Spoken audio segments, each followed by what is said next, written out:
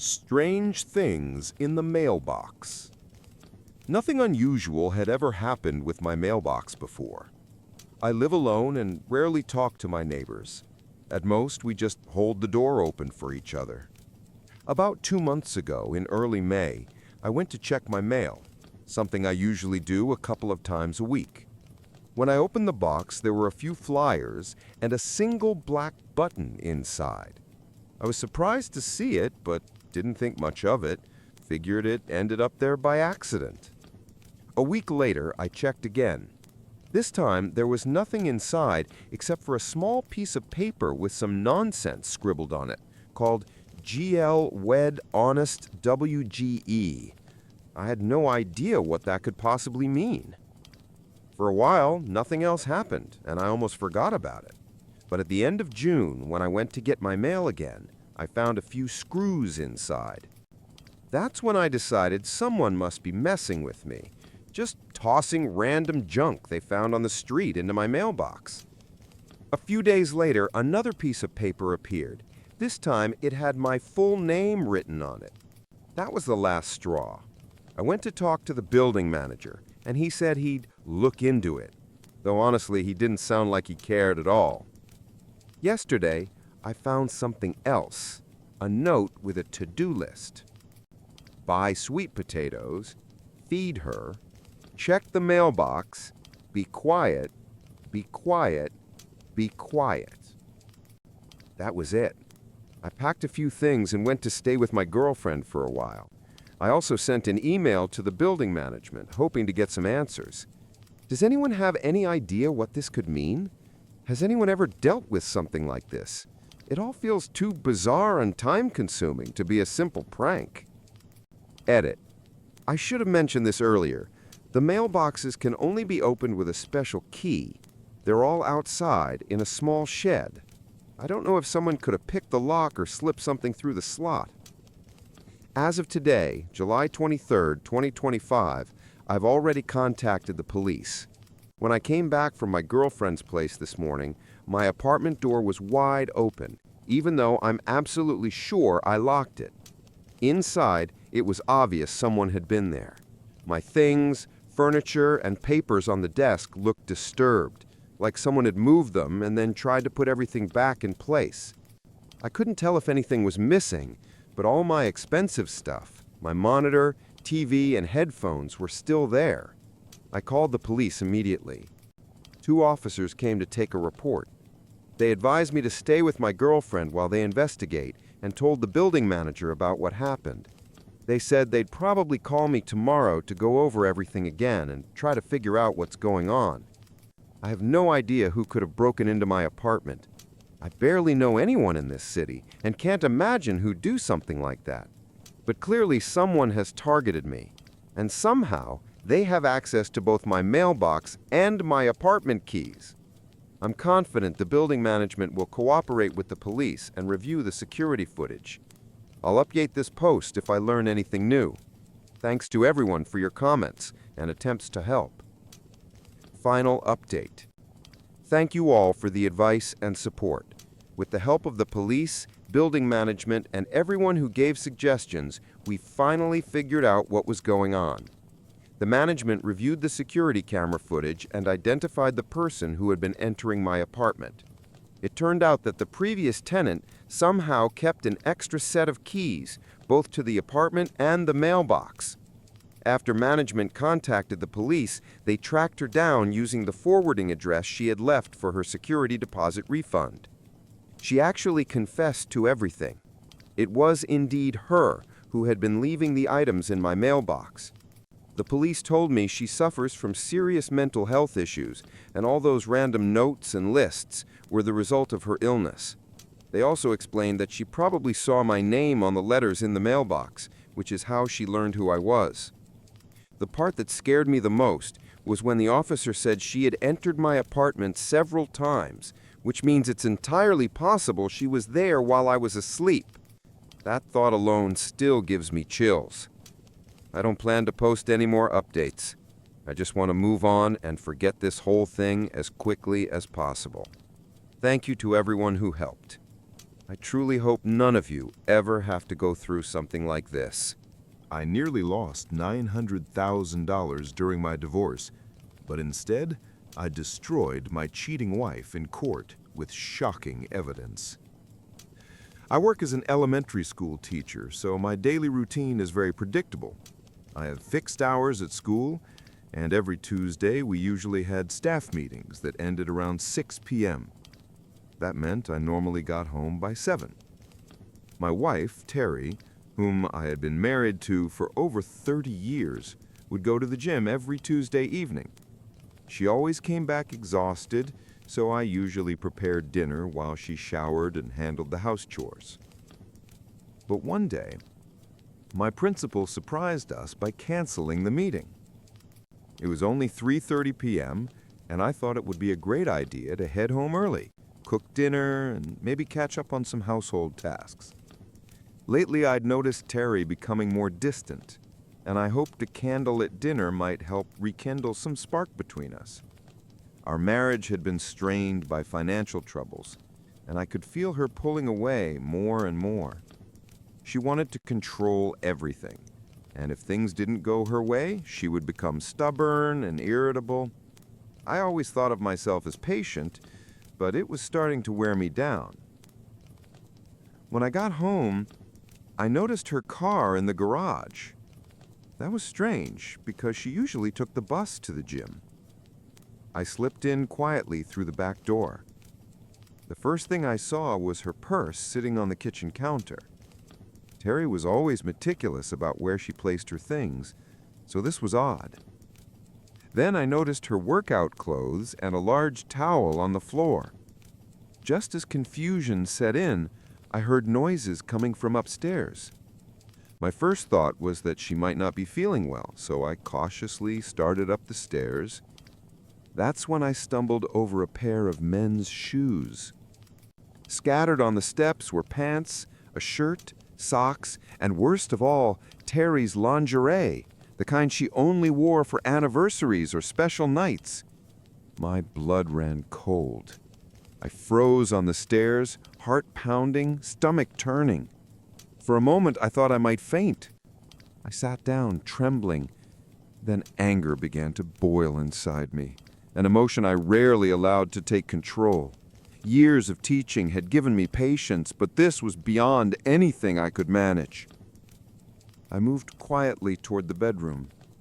To reach it, you had to pass through the walk-in closet. The door was cracked open just enough for me to see inside. And there it was, my wife, my partner of 3 decades, the mother of our children, betraying me in our own bed. I pulled out my phone and hit record. I knew I would need proof, not just for myself, but for the storm that was about to follow. Watching it unfold before my eyes was like living through a nightmare I couldn't wake up from. Terry, the woman who claimed to love me, who volunteered at charities, who acted like the perfect wife, was now just another liar. I couldn't watch anymore. I stopped recording, slipped out of the house, and just walked aimlessly. Eventually, I ended up in a park miles away. I sat on a bench, splashed some water on my face, and played the video back. The sound was low, so nearby kids wouldn't hear, but on that screen was the collapse of my marriage, my family, my entire life. And there in the park, I broke down and cried. By the time I got back home, it was around 7 p.m., my usual return time on meeting days. Terry greeted me at the back door with fake concern. "Do you want me to get you something to drink?" Her eyes were full of feigned worry, but I couldn't bring myself to tell her the truth. My voice shook as I muttered, "Not really. I think it's just my stomach. I'm going to take a shower and sleep it off." "All right, but take a bucket in case you throw up. I don't want to ruin the clean sheets," she said casually. That almost broke me. Those clean sheets had already been ruined, stained by betrayal. I replied more firmly, "I'll sleep in the guest room tonight." And that's exactly what I did. For the next few days, I pretended to be unwell. She went on with life as if nothing had happened, while I carried the weight of the recording in my pocket. The evidence that my marriage was nothing but ashes. When Monday came, I finally decided what to do next. I needed answers. Was this just a one-time betrayal, or had it been going on for a while? The next morning, I told the principal that I had to undergo an unexpected medical procedure and wouldn't be able to teach for a few days. A substitute was arranged, which gave me the freedom I needed. On Tuesday, I left home as usual, but parked several streets away, then walked back quietly, cutting through neighbors' yards. I knew all the back routes and moved carefully so no one would notice me. I slipped into our detached garage and changed into casual clothes and soft shoes to keep silent. Then came the waiting. I remembered that the last time I'd come home early, there hadn't been any strange cars parked outside. That meant her lover probably came on foot. I crouched behind the hedge and bushes near our front entrance, hidden but with a clear view of the door. Terry carried on her morning as if everything was normal. Washing dishes, starting the dishwasher, vacuuming, dusting. Around 11:30, she went upstairs. I heard the shower running, followed by the toilet flushing. After about 45 minutes, she came back down and left the front door slightly open, an unspoken invitation for her guest. It didn't take long. Around 12:30, he showed up. I didn't know who he was at first, but I managed to capture about 10 seconds of video on my phone. It showed his side profile and almost a clear shot of his face. He didn't hesitate, he just walked straight into my house. The first words I heard froze me in place. "I hope you're wearing that workout outfit again." "Of course," Terry replied with a giggle. "You always loved when I put it on. Sometimes I think that's what hooked you in the first place." That was all I needed. Their comfort with each other screamed of a long-term affair. They headed upstairs without a care in the world. I returned to the garage, my heart pounding out of my chest. My head was spinning with questions. Who was this man? How long had this been going on? And why hadn't she ever talked to me about anything? What terrified me more was the thought of my health. They hadn't used protection, at least not that I could see. The idea that she might have put me at risk made my stomach churn. I thought back to her years at the gym, the social circle of married women she had joined, and the charity events. Maybe the gym held the answers. Update 1. Being a teacher came with one big advantage. I had access to printers and other resources. I decided to start by printing still frames from the video I'd taken. Identifying him was now my top priority. On Thursday, when Terry was supposed to go to the gym again, I suggested going with her. I claimed I was thinking about getting a membership myself, especially since school was on break. She immediately grew uncomfortable and tried to talk me out of it. "It's really just a group of wives who chat more than work out," she insisted, but I didn't budge. So that Thursday, I walked into the gym with her. The moment I stepped inside, it felt like a scene from an old Western. Everyone turned to stare at me, whispering among themselves. Terry was visibly on edge, sneaking nervous glances toward the staff area. I tried to distract myself by walking around the facility. It was the usual setup, rows of machines, mirrors on the walls. Near the exit, I noticed a staff board with photos and contact info. At the top was the owner and director, Miss Elizabeth West, followed by 2 women and 1 man. My blood went cold.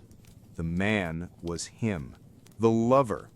Under his photo, Philip Barnes, head of training programs, personal coach. As I memorized his number, I looked back toward the machines. Terry was gone. Panic struck me until I spotted her a few minutes later in a hushed but desperate conversation with none other than Philip. She stood partly hidden behind weight equipment, gesturing for him to leave. Then she quickly returned to her machine as if nothing had happened. She didn't realize I'd seen it all. I sat there, burning with rage, trying to keep my composure. When she came back over, she noticed my pale face and asked softly, "Are you okay? Is your blood sugar still low?" "I'm fine now. Are you ready to leave?" Before she could answer, the director's voice echoed through the loudspeaker.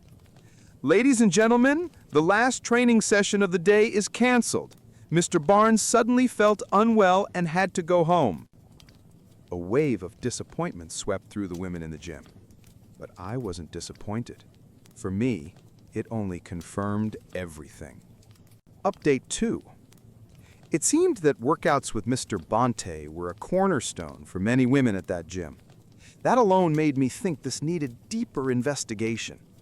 When I glanced at Terry, she didn't show much reaction to the announcement of his sudden illness. But I could swear I saw her shoulders relax, as if a huge weight had been lifted. "Let's go," she said quickly, snatching her towel and gym bag from the storage area where everyone left their things during class. We were just stepping out when a woman approached us, someone I didn't immediately recognize. "Hello," she said nervously. "Sorry, I'm new to all this and lost track of time. My son Timothy's here, right?" That wasn't usual. New parents often struggled with pickup procedures. I reassured her I'd get Timothy while colleagues covered the remaining kids. I found him near his classroom, chatting with another student. "Hey Tim, your mom's here. Let's head to the pickup area." He looked puzzled. He was in the last year of elementary school, old enough to not lose track of time. "That's weird," he muttered. "Mom's usually busy with her fitness instructor on Friday afternoons. Back at my old school, she often didn't come until 5:30. The word fitness instructor hit me like a hammer. My heart pounded as I casually asked, "Oh, that's great she takes care of her health. Do you happen to know his name?" "Yeah, it's Bonte or something like that. He works at the local gym but also does private lessons at home. That's who I want to be when I grow up. Mom always seems so happy and relaxed after training with him. We usually order takeout on Fridays because she doesn't have time to cook." I nearly lost my composure. This man wasn't just entangled with my wife, he was messing around with multiple women in town. Back at the car, his mother thanked me warmly for helping. "Not a problem," I said smoothly, "part of the job. By the way, I don't think we've officially met. I'm Gerard D. Kids just call me Mr. D." "Nice to meet you," she replied, shaking my hand. "I'm Mary Jones. I remember seeing you at the gym last Thursday. You were there with your wife, Terry. Sorry she seemed in such a hurry to leave. It looked like Mr. Bonte's absence threw everything off." The moment she said his name, her entire demeanor shifted. She paled, her hands trembled, and she stammered, Well, Mr. D, see you later," before practically fleeing the parking lot. That sealed it. Bonte wasn't just a trainer. He was a serial predator in our community. Update 3. It was time to think about my future, and in that vision there was no Terry. Rage gave me clarity. I began reviewing all the small but crucial details of our shared life, the sort of things couples often overlook. Who pays which bills? Which insurance company do we use? When are utilities due? From which account do we make automatic payments? I discovered the mortgage had only a small balance left. My retirement account had grown to an impressive $900,000, thanks to mandatory contributions from our teachers' union. Our savings account, intended for an overseas vacation, held about $30,000. That trip was no longer on the table. My priority became draining it before Terry realized I knew about her betrayal. Quietly, I engineered a series of appliance breakdowns while she wasn't home. I'd unplug a cord, then claim a repairman had come to fix it, paying in cash. In reality, I pocketed the money and repaired it myself. Over time, I gathered nearly $20,000 this way. I also purchased tools and other necessities to prepare for what was coming. Update 4. I always paid cash for everything, showing the receipts to Terry, then secretly returning the items the next day. Dishonest? Absolutely.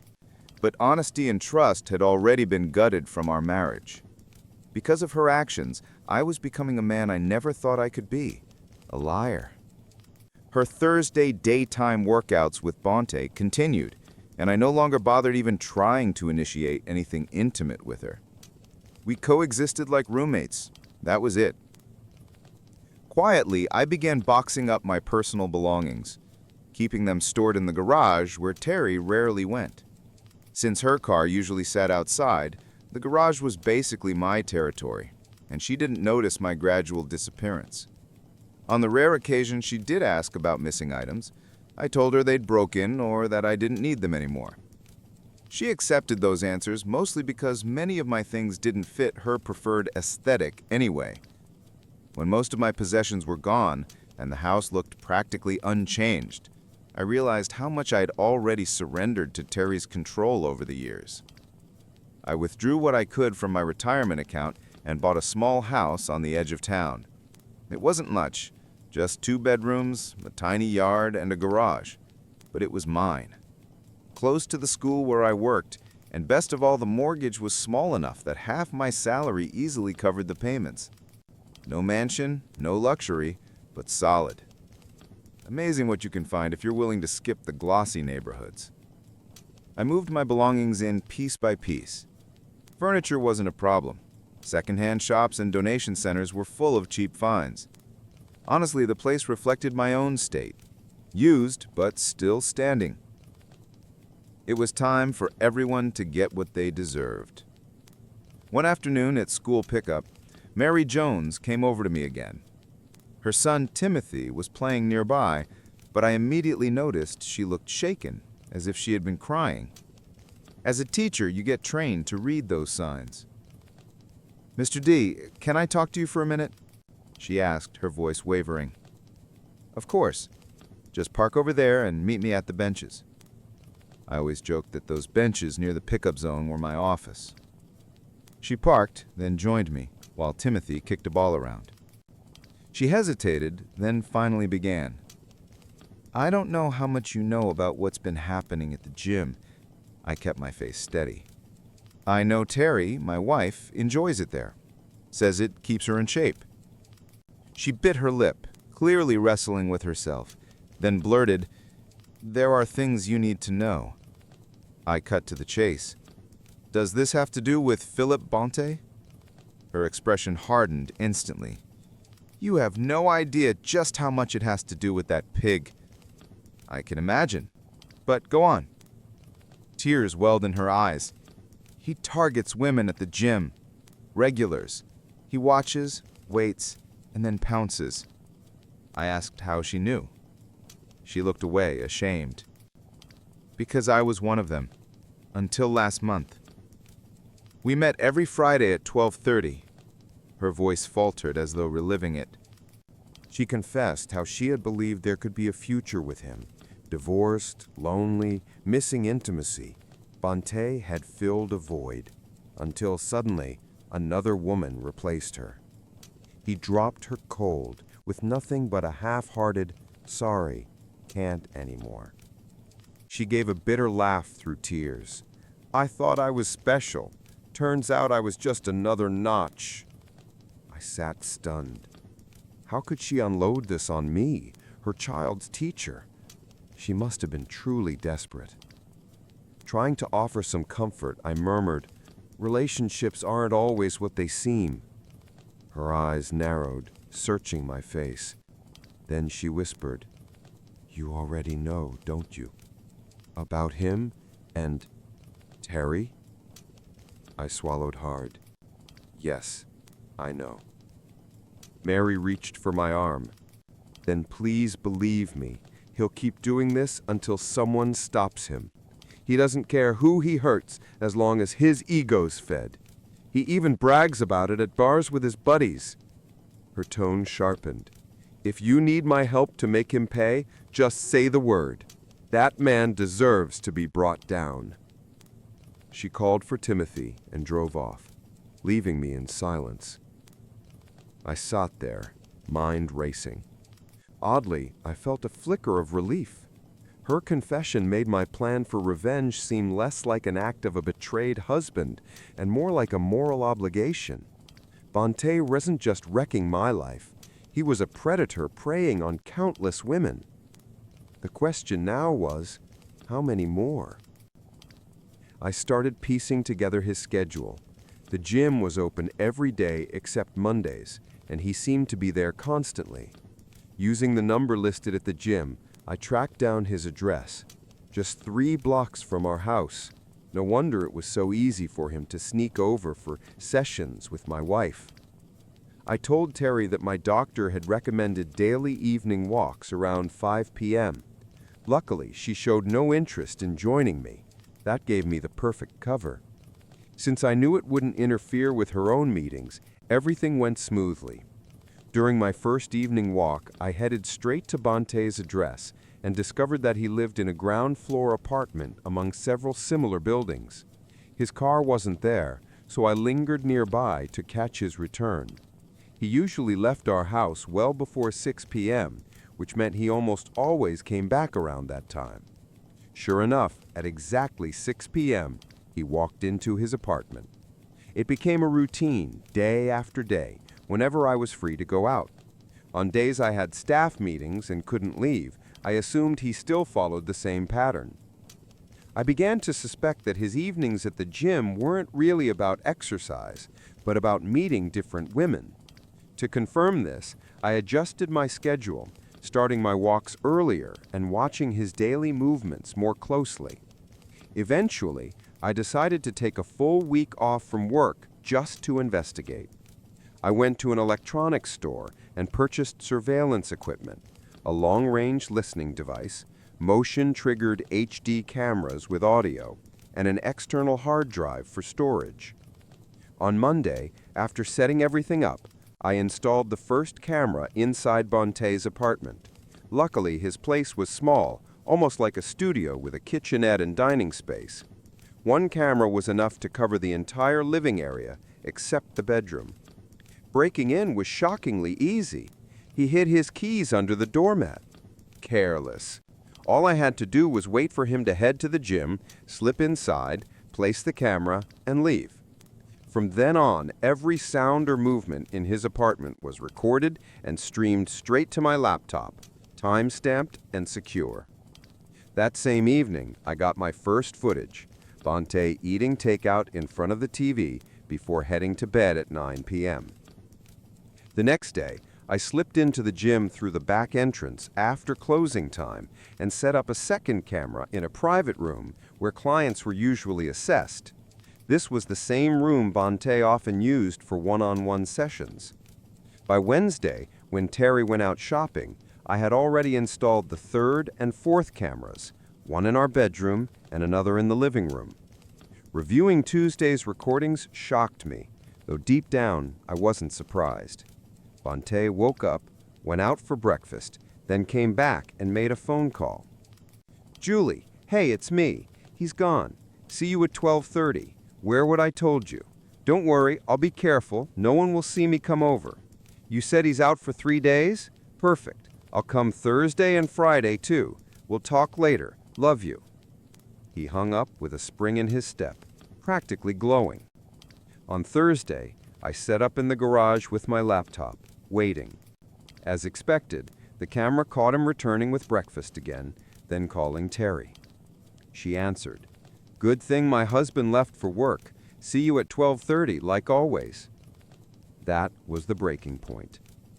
Later, I asked Mary, Terry's mother, to help me compile a list of all the women Bonte had been involved with in the past. She attacked the task with energy, and within a week, I had names and addresses.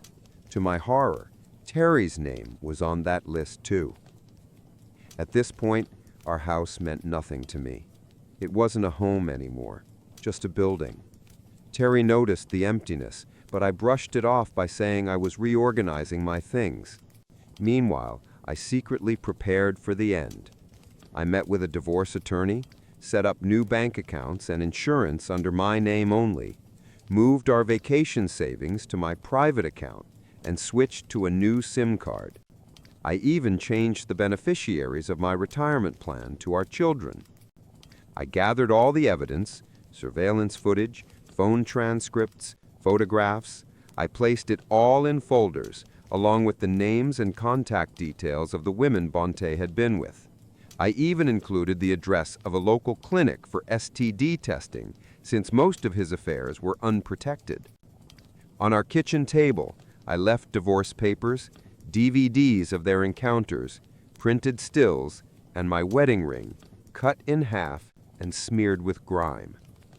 Beside it was a note. "Terry, this ruined ring is what's left of our marriage. Do not contact me. If you must, do it through the attorney listed in the documents. I've requested a restraining order at the school, so do not come there. Any disturbance will result in immediate police intervention. Our children know the truth, so don't expect to rewrite the story." Then I left. In the weeks that followed, everything fell apart for them. Word of the scandal spread quickly. The gym owner was forced to shut down and leave town. Bonte was later found beaten in an alley downtown. Divorce filings surged in our area, and several houses went up for sale. Terry came home that day, found my farewell package, and fainted on the spot. A neighbor called an ambulance. She later tried to contact me, but I ignored every attempt. Eventually, she even stormed the school, which ended in her arrest. After that, her efforts stopped. Our children didn't hold back. They confronted her openly, disgusted by her betrayal. Thankfully, they had inherited stronger values from me, not her. The divorce went through, and financial matters were settled. Terry had to sell the house and move into a smaller place on the outskirts of town. By then, she was known around the community as the gym slut. Every time she went out, whispers and mocking glances followed. Shame and depression eventually pushed her into psychiatric care. As for me, I kept teaching, rebuilt my life, and now live peacefully in my new home. I refused to let my husband's brother move in with us, the same man who once peed on my belongings and tried to blame my cat for it. I'm 29, my husband Ted and I have been together for 10 years. We met back in college and have been inseparable ever since. I graduated earlier than him and took a semester off to travel while he finished his studies because we were planning to move to another state afterward. But Ted had to retake several classes, so when I returned, we couldn't move yet, and I didn't have my own place. I moved in with him and his roommate, who also happened to be his older brother, Ash. He's 32. Before I moved in, I made sure Ted talked to Ash about me bringing my cat. They already had an old dog, but Ash said it was fine. About 3 weeks after I moved in, I started noticing a strong smell of urine in our bedroom. We couldn't figure out where it was coming from. My cat is perfectly litter trained, so I knew it wasn't him. The dog couldn't go upstairs due to joint problems, so that wasn't possible either. Then I started finding clothes on the floor that smelled like pee. I asked Ted about it, but he said he had no clue. After 3 miserable months of this, someone was still peeing on my clothes twice a week. I asked Ash if he'd been bringing the dog upstairs, and he denied it. By that point, I was at my limit. I started keeping everything tidy, but I still found urine in my shoes, on pillows, and even decorative items. One day, after I completely broke down in tears, Ted suggested maybe my cat was marking territory, since the urine was only on my things and it was a new environment. But anyone who's ever had a cat knows that cat urine smells nothing like human urine. I knew it wasn't my cat. So I set up a hidden camera in our bedroom. I was paying rent, and Ted knew about the camera, so I figured it was the best way to find out what was really going on. And the footage showed Ash sneaking into our room and peeing on my stuff. When I saw the video, I packed my things and my cat and went to stay with a friend until Ted finished school. After that, we moved out. When the truth came out, I refused to talk to Ash. He disgusted me. Ted handled all communication with him. Since then, I've barely interacted with him. He was one of the groomsmen at our wedding, but we stay away from each other at family gatherings. During the pandemic, Ash lost his job and apartment. Now he's struggling financially and asked if he could stay with us. And honestly, I don't want him anywhere near me. The man was 25 when he did that, a fully grown adult. Now Ted's entire family is calling and texting me saying I'm heartless for leaving him homeless during a pandemic. But they weren't the ones whose clothes he peed on. I was. Maybe I'm being too harsh. Maybe I should let it go. But every time I think about it, I just can't. I know I'm right. I have every reason to not want him in my home. But even Ted is starting to say he can't just abandon his brother, especially since the job market here is better for his field. For context, yes, Ash went to therapy after the incident. His mom made him go. That's when we learned why he did it.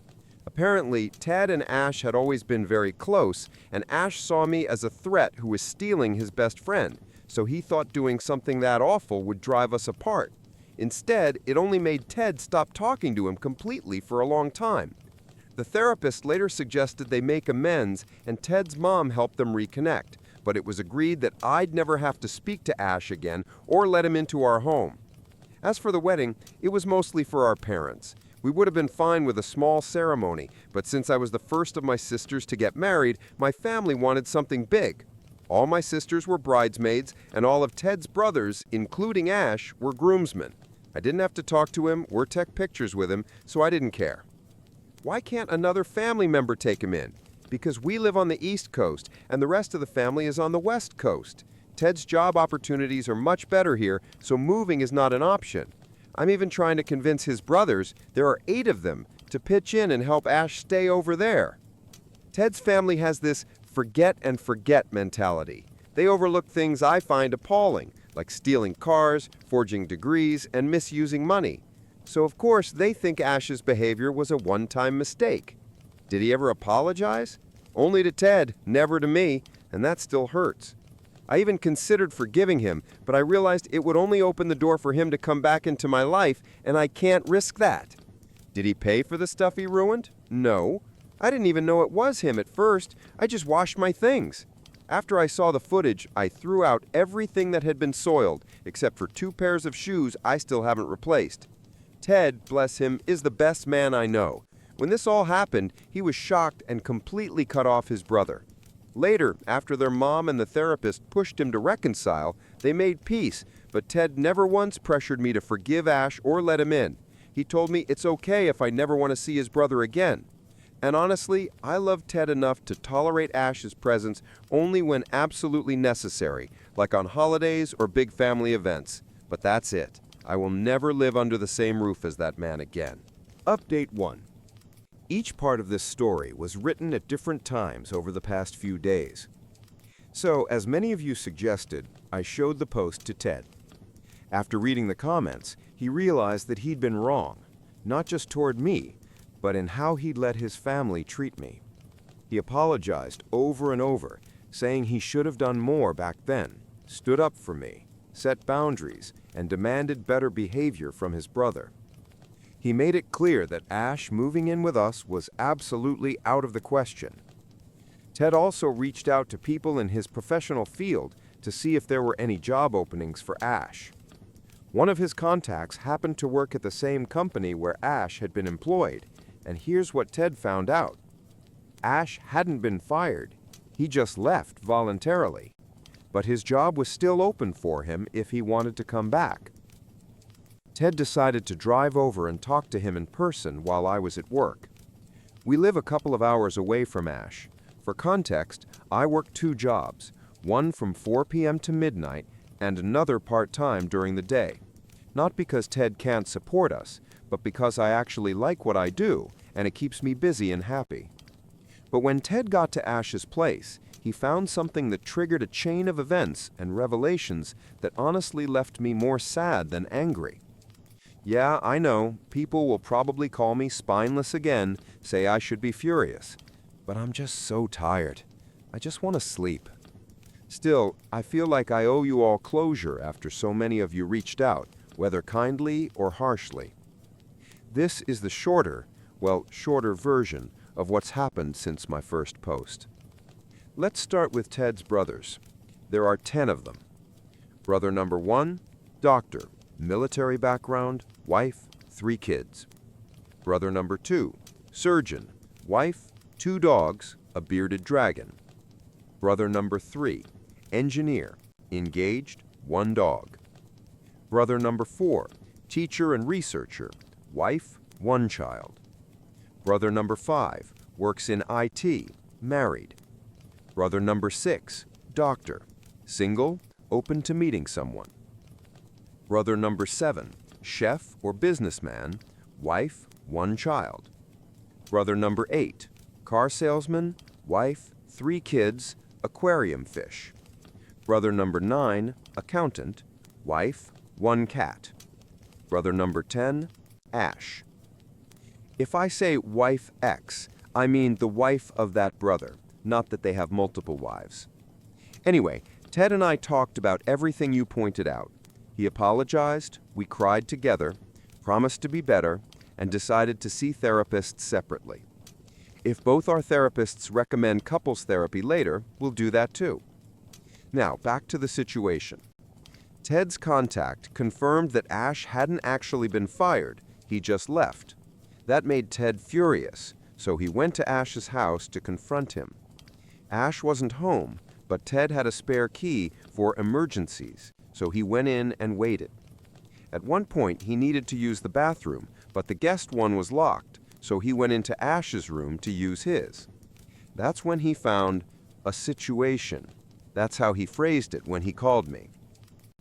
Ted phoned me and said I should stay home, that he'd be back later because he had to involve his family and didn't want to burden me with more chaos. My stomach dropped, but I just said, please be careful and come home soon. 2 hours later, wife number 8 called me crying, asking if I was okay. I said I was fine, but hadn't heard from Ted, except for a vague message about a situation. She asked if I wanted to know what was going on. I said yes. She started apologizing and said that none of them had known the full story. Apparently, brother number 5 read my post and called brother number 7 to complain that I'd aired family laundry online. But when your brother-in-law literally pees on someone's belongings, it's not exactly a common enough story to confuse with another family. Brother number 7 read the post and thought some details didn't add up, so he called brother number 2, who then called his mom, and by that point the entire family had read it. I'd missed a few calls from brother number 2 and brother number 6, but I was at work and didn't answer. And here's what came out next. The whole therapist story about Ash, fake. The so-called therapist was actually just a friend of his pretending to be one.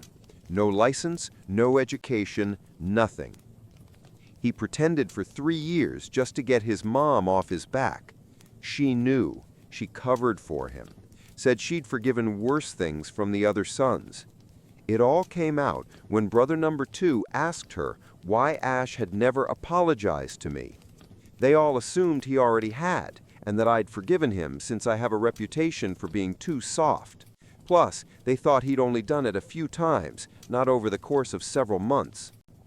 Anyway, wife number 8 told me that brothers number 3, 4, and 8 were already driving to meet Ted because he'd called for help. That freaked me out. She suggested I talk to wife number 1 for emotional support. Then Ted called again, saying he was sorry and that his brothers were handling it. I told him to stop sugarcoating things and tell me what was really going on. That's when he said it.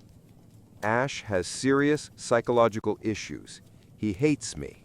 In his bathroom, there are pictures of me covered in urine and semen. And apparently, there were photos of brother number 1's 14-year-old daughter, too. I have no idea what she ever did to deserve that. Ted said he searched Ash's bedroom and found old family photo albums that should have been with their parents. Inside, the faces of certain people, ours, were cut out, scratched, or vandalized. When he found one of our wedding photos, yellowed and soaked in urine, he dropped the album in disgust. Then he saw Ash's cat hiding under the bed, terrified and filthy. When he coaxed her out, she was covered in dried urine and semen. Ted called brother number 6, told him what he found, and said they needed to take the cat to a vet immediately. Brother number 6 told him to stay put until they figured out where Ash was. The brothers started coordinating, Brother number one was furious and threatened to kill Ash over the photos of his daughter. The rest were between anger and panic. Then Ted called his mom to confront her about covering for Ash. She broke down crying and admitted she'd known the brothers had bullied Ash when they were younger and that she felt guilty for never protecting him. So she tried to make it up to him by constantly defending him as an adult. Ted remembered how when we got married, his mom hovered around Ash constantly. We thought it was just her being caring, but now it all made sense. After she confessed, Ted called me again, apologized, and told me everything. I was so shaken, I called my boss and took the rest of the day off. I just couldn't function. I decided to drive to him because someone had to look after the cat. He told me not to come, said I shouldn't see what he saw, but I couldn't sit still. About an hour into the drive, I got a notification from our smart doorbell, a delivery. It was a bouquet of sunflowers, Ted's favorite flowers. I asked the delivery guy to read the card out loud. They were from Ash. The card said something like, "She set me up by airing our problems. Whatever happens next, it's her fault." I had to pull over and cry. I asked my neighbor to take the flowers, throw them away, and send Ted a photo for evidence. Then I drove to my sister's because I had no idea what else to do. I'm devastated. I loved this family. I thought they loved me back. Now I feel like I've lost them all. I'm terrified for my husband, and even for Ash, though he terrifies me. I don't know what's going to happen next. Ted's brothers eventually found Ash. There were shouting, fighting, and eventually an ER visit. Ash is now under psychiatric supervision. Ted's mother keeps trying to contact me. I don't know if it's to apologize or to get updates, but I'm done with her. Sadly, Ash's cat didn't make it. The vet discovered severe kidney damage that couldn't be treated. The clinic even called the police when brother number 4 brought the cat in, suspecting abuse. It's all such a nightmare. Ted has cut contact with about half of his family. I hope it stays that way. We're both in therapy now, trying to rebuild ourselves. I know I'll never get an apology, and maybe that's for the best. All I know is, no one from that family will ever live in my house again, under no circumstances. Update 2. Hi everyone. I want to start by saying thank you, truly, for the overwhelming support, kindness, and love I've received from complete strangers online. Your words, messages, and compassion mean more than you can imagine. I promise I'll start replying soon. It's just, the past few days have been incredibly hard. My therapist told me to keep writing, to organize my thoughts and process what's happened. So since some of you are still following my story, I guess these posts have turned into a kind of journal for me. It's been almost 2 weeks since I opened Pandora's box, meaning since I refused to let my husband's brother move in with us. And you all know what happened after that. I'll forever be grateful to everyone who helped me see that some things need to be discussed, even if doing so turned my entire life into chaos. A lot of you asked similar questions, so I'll answer the main ones here. Right now, I barely speak to anyone except brother number 6. He's always been my favorite, the most kind-hearted and level-headed of them all. Honestly, we should have followed his example from the beginning and kept some distance from the family. He's been the most supportive through everything, and he even apologized for all the crap that went down. I talked to brother number 1 and his wife. I offered help in any way I could, but they politely declined, saying I'd already done enough. I'm not sure if that was sincere or just polite distance, but either way, I'm staying out of their orbit for now. Most of the other brothers apologized too.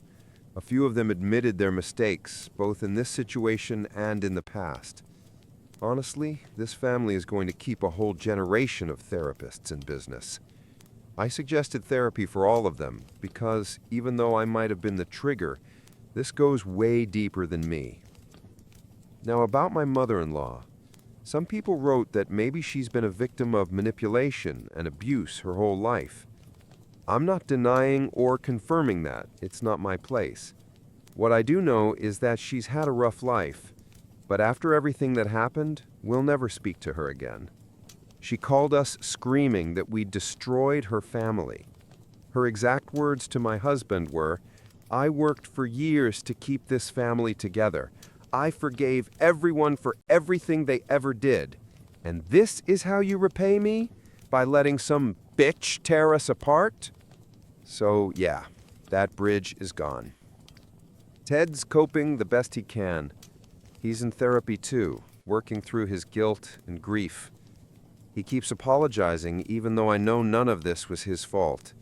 He said that what his best friend and brother did to me will haunt him for a long time. We've been reading some of your comments together. He's thankful for everyone who sees him as someone trying to make amends, but he says he hasn't earned forgiveness yet. He believes it will take years to truly make things right. He even told me that he'd understand if I wanted a divorce, that he couldn't live with himself knowing what his family did to me. But I told him no. I still love him deeply, and I know he isn't responsible for what happened. We'll see how therapy goes for both of us. Where's Ash now? He's still under psychiatric supervision. He's asked to see Ted, but Ted refuses. He did send him a letter, though. I don't know what's in it, and I don't want to. Ted assured me that I'll never have to see Ash again. Once doctors deem it safe, he'll be transferred to the West Coast, where the rest of the family can deal with him. Brother number 3 is currently overseeing his condition and agrees it's best to keep him far away from us.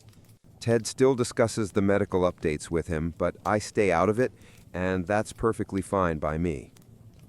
Following your advice, Ted and I took a break. I quit one of my jobs and switched to remote work for the other. We've been staying at my dad's seaside apartment while Ted's on leave. His boss has been very understanding. It's mid-January now. The weather is gloomy, but the ocean view helps calm my mind. Being far from all that madness has been healing. I also changed my phone number so Ted's family can't reach me anymore. And honestly, it's the best decision I've made. It's just me, Ted, and our cat here. I filed for a restraining order against Ash. I'm not sure what legal steps brother number 1 is taking for his daughter, but I know he made her delete her social media accounts. If there are further actions, that's their call. We're moving soon, not sure where yet, but both of us know that our current house no longer feels like home. Over the next few weeks, we'll start looking for a new place closer to my family. As for what was in the locked guest bathroom, sorry to disappoint, but there were no body parts or horror movie scenes. It was just more of the same stuff they'd already found in the main bathroom. I don't think Ash is some serial killer in the making. He's just a severely disturbed man with self-destructive coping mechanisms and deeply unhealthy attachments. One commenter suggested he might have some deep-rooted hatred or distorted view of women, and honestly, I agree. All of his disturbing behavior was directed at women. Me, his niece, and even his cat, Sunny. But again, I'm not a professional. How am I doing? It depends on the day. Some days are easier, some aren't. I have therapy sessions every other day. And thank you to those who suggested bringing white noise or headphones into the bathroom. It's actually helped a lot. My sisters take turns visiting me, so I'm rarely alone for long. Many of you asked what Ash's childhood was like. What could have caused this? These are Ted's words. When you grow up with 8 older brothers, you become an easy target for criticism, comparisons, and impossible expectations. When the older ones needed somewhere to unload their frustration, Ash was the weakest, the one they picked on. I'm not excusing anything, but there were things even I couldn't protect him from. Now, as an adult, I see how messed up it all was, and so do my brothers. We each have our own demons to fight. We didn't have a supportive family. Everything was swept under the rug instead of being addressed. It left us broken, unable to tell right from wrong. Some of us got better, thanks to our partners, jobs, and experience, but we still have a long way to go. We can't undo the past. All we can do is acknowledge it and try to be better tomorrow. Why didn't anyone check on his cat sooner? Because there was no reason to suspect anything. Sunny was never a very social cat, so during lockdown video calls, it made sense that she wasn't visible. We weren't visiting anyone during the pandemic, so we had no idea what was happening in his home. Before that, everything seemed fine. Him, the house, the cat.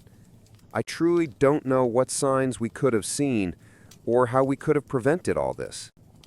And I'm so sorry for failing that innocent animal. The guilt of not being able to help her will stay with me forever. Some asked how 3 of Ted's 10 brothers managed to fly across the country so quickly to help. Well, there weren't always 10 brothers. And as for how they managed it, I don't know what to say. They realized how serious the situation was, took time off to leave, and came to help. Their wives handled things at home. That's all there is to it. People also ask how no one noticed anything earlier. Honestly, that's a question for Ted's family. I'm not close with them anymore. Ted says he didn't notice any signs, but admits his closeness to Ash might have blinded him to the truth. So that's my life right now.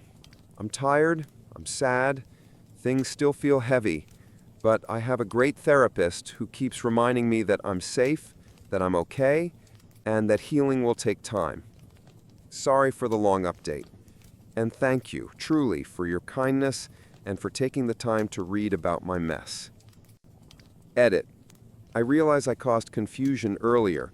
When I mentioned Tad having 10 brothers, I didn't mean there were only sons. It's not my story to fully tell, but from what I know, there were 3 sisters too. 2 died in childhood from health complications, which explains the big age gap between the older brothers and Ted and Ash. The 3rd sister's story is more complicated. She was born between brother number 4 and number 5. And yes, they had a lot of kids. They don't believe in contraception. Sorry again for the mix-up. Update 3. Hey everyone. It's been about 2 months since all this chaos started. During that time, I've gotten tons of messages and comments asking for an update, most of them kind and supportive. Of course, there were a few nasty ones too, but at this point, I've made peace with the fact that it's just part of internet culture.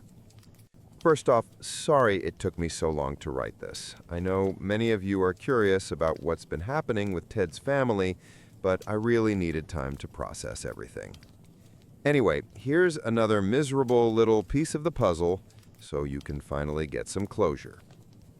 So, Ted asked me to move out for a while. He's been struggling a lot emotionally and said my presence was only making things harder for him.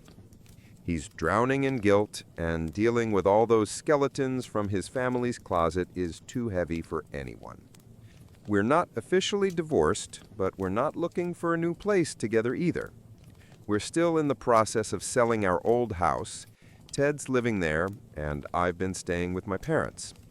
I honestly don't know what will happen once the house is sold or what he really wants, but I promised to give him space. He did allow me to post this update, though, because despite some hateful messages, most of you have been incredibly kind and supportive.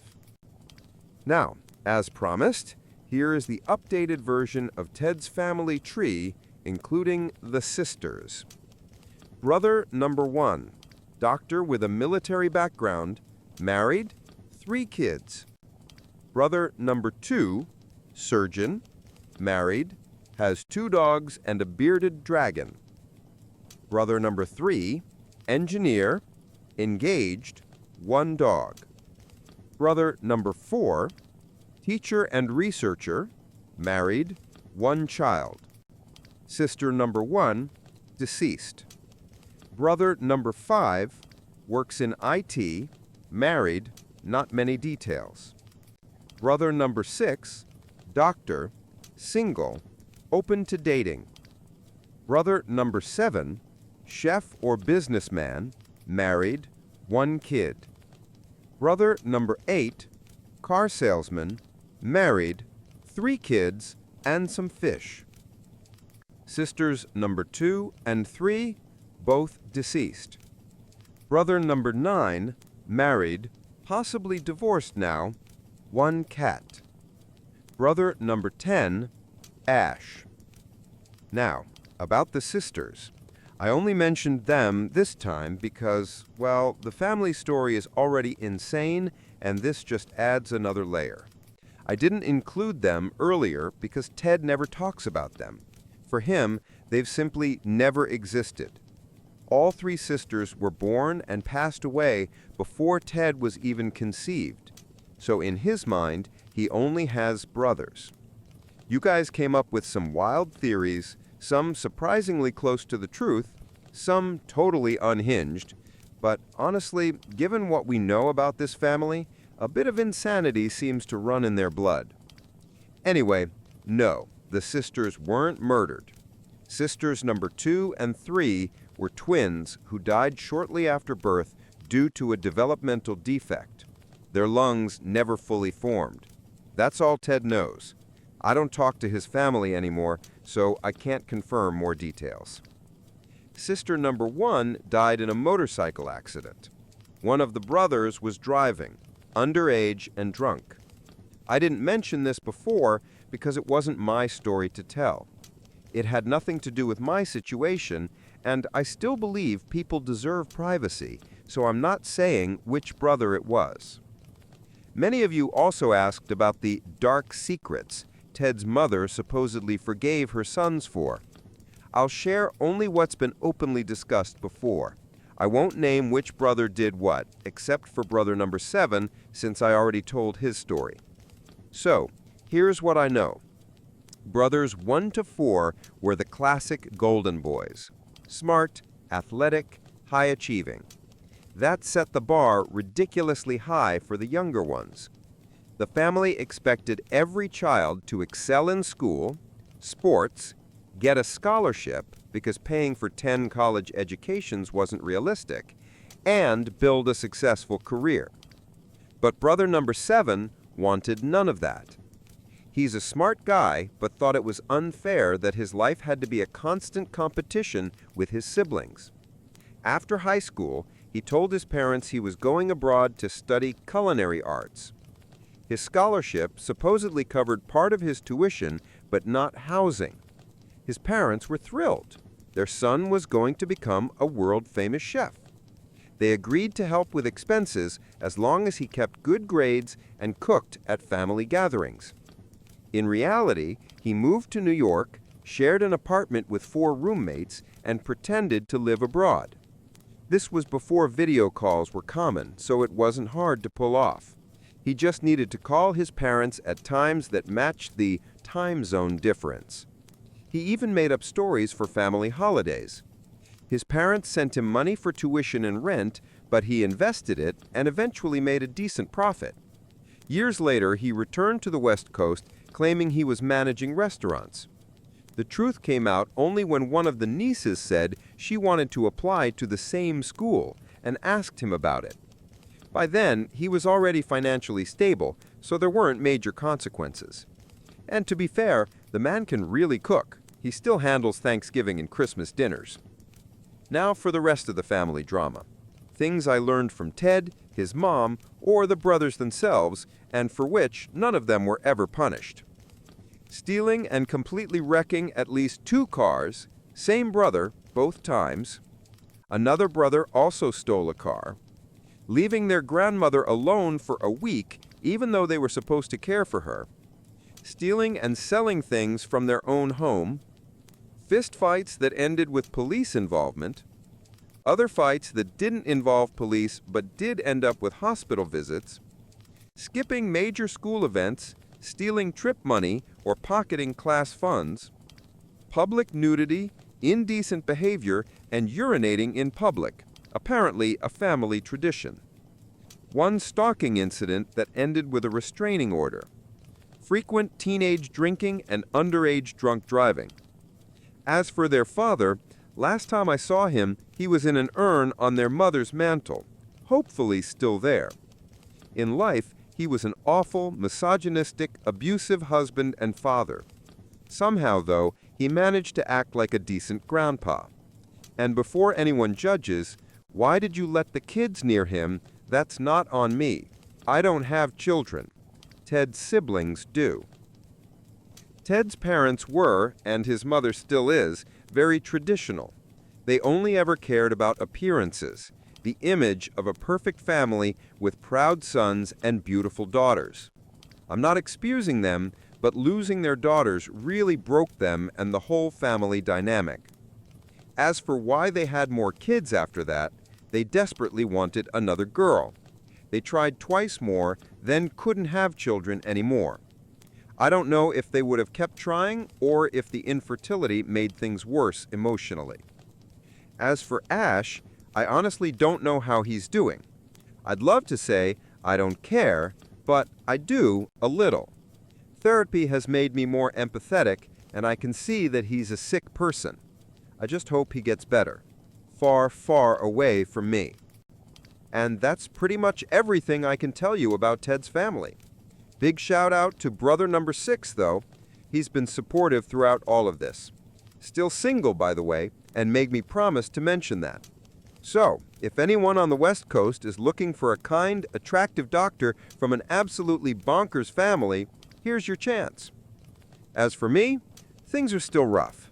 I had to quit my second job after already leaving the first one. So, yeah, I'm unemployed and living with my parents right now. But my dad says he doesn't care as long as I'm okay, and I love him for that. I'm still going to therapy. It's the one thing keeping me grounded these days. Update 4. Over the past year, I've written so many drafts of updates, some funny, some sad, a few drunken, but never posted any of them. I was waiting for the right ending to this entire saga. But now I understand. Real life doesn't have perfect endings. Things always keep happening. I just hope that, for all of us, this really is the end of the story, that I can finally move on, and that you'll all get some sense of closure, too. I also hope that writing this will bring me a little peace. I'm finally in a place where I can open up without being weighed down by guilt for staying silent so long. It honestly means a lot that so many of you kept checking in on me, sending kind messages, and caring. It feels surreal that almost a year has passed, and yet I still get sweet DMs from strangers wishing me happiness. If I didn't reply, please know I read every single message, and they warmed my heart. It's comforting to know there are still so many good people in the world, wishing well to someone they'll never meet. I'll admit, part of me is always scared to post updates. On one hand, there are real-life consequences. People have already managed to figure out who I am. On the other hand, every time I write one, it feels like drawing a line under something painful, and part of me wants to keep pretending it never happened. My therapist says that's not a healthy way to cope, which is why I'm here again. It's wild to think that all of this started just a few days after last New Year's. I still remember Ted and me curled up on the couch, wishing for 2021 to be full of adventures and new experiences. Well, wish granted, I guess. I'll be a lot more careful with what I wish for next time. I honestly don't even know what I'll do this New Year's. Maybe I'll take a small trip somewhere, just something to clear my head. What I don't want is to sit on the couch and replay everything in my mind again. Though I have to admit that couch was ridiculously comfortable, and I do miss it. I love Ted. A part of me probably always will. We spent so much of our lives together. He was my person. It still feels surreal that he's no longer in my life. In short, he asked for a divorce, just like that. It was as gentle a breakup as one can possibly have in our circumstances. We both cried through most of it. He kept calling, apologizing. I begged him not to leave. But as much as it hurt, I knew deep down that he needed this to heal from everything that happened. We're still friends. We were best friends for so many years that even if the romantic part is gone, there will always be a bond. I know you're not here to read about my broken heart, though. You want the messy family updates. So I'll share what I know.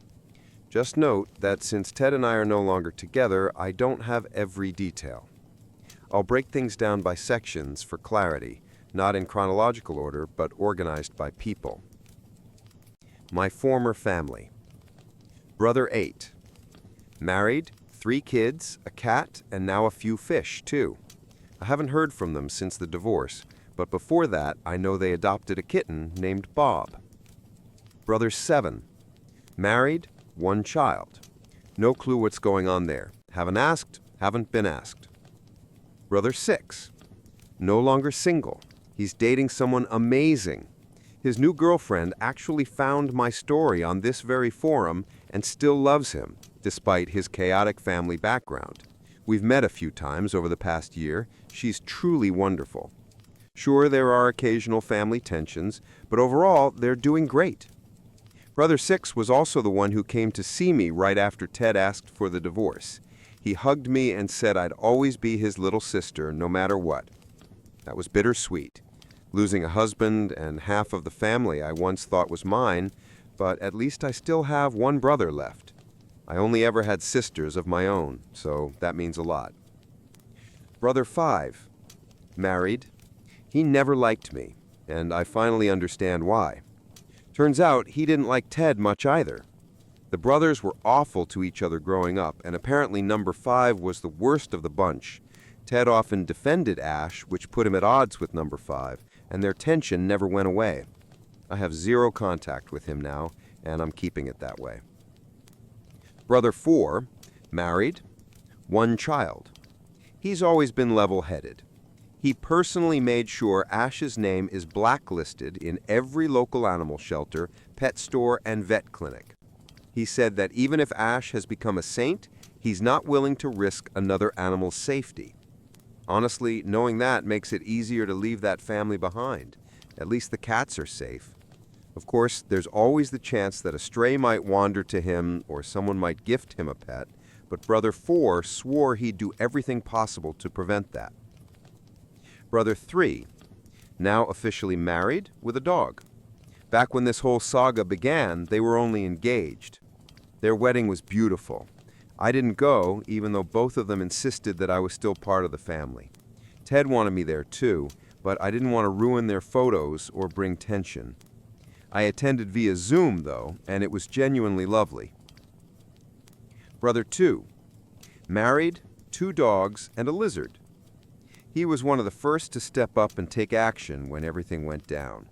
He apologized to me countless times for pushing us to let Ash stay with us, for everything that followed, and even for how his own actions might have impacted Ted's mental health. I accepted the first 2 apologies, but for the third, I told him that wasn't mine to forgive. He understood. He said he'd keep working on healing their family and admitted that it wasn't fair that I ended up paying the emotional price for someone else's mistakes. After the divorce, he texted to say that if I ever needed anything, he'd always be there. It was a sweet gesture. I know he's seeing a therapist too, and honestly, good for him. Brother 1, married, 3 kids. If you remember, he was the angriest about everything that happened, especially since it involved his daughter. The last time I mentioned them, they'd asked me to keep my distance and give them time. But later, his oldest daughter reached out to me herself. She's such a bright young woman. She said she missed how things were before all this chaos. I didn't ask what exactly her parents had told her, but I assume they explained the situation in some way. She's old enough now to start asking the right questions.